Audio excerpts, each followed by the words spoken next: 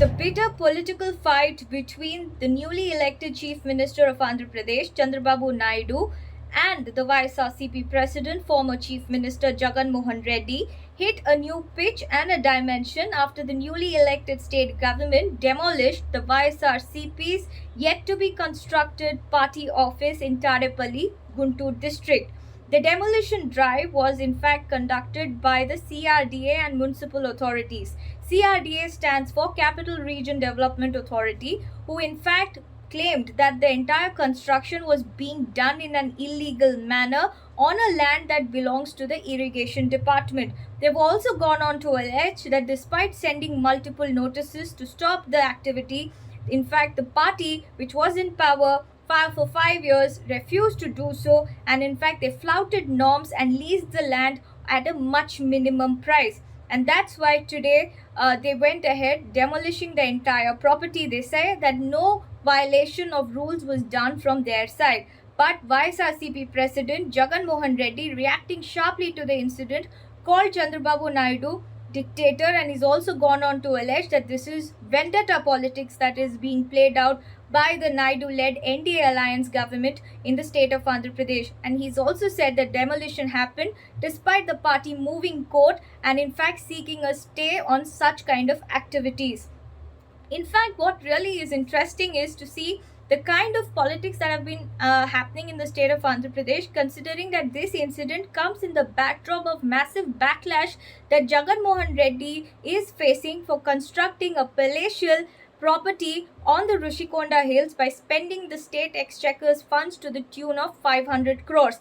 Though the YSRCP has consistently maintained that this is a state government property that was being built for the purpose of coming up with a 7-star tourism plaza on the Rishikonda Hills, and that this was not supposed to be the private camp office of Jagan Mohan Reddy. The TDP in fact has claimed otherwise, saying that this was being meant and built for Jagan Mohan Reddy and would have in fact been turned into the camp office of Jagan Mohan Reddy had he won and come to power for a second term. In fact, these kind of developments have been happening rampantly in the state of Andhra Pradesh, even as the Chandrababu Naidu-led NDA government is in fact clearing up Amravati to turn it into the capital that they have promised, the people's capital that they want to build. As far as Honorable High Court is concerned, it has given a clear direction to APCRDA to act legally as per the procedure.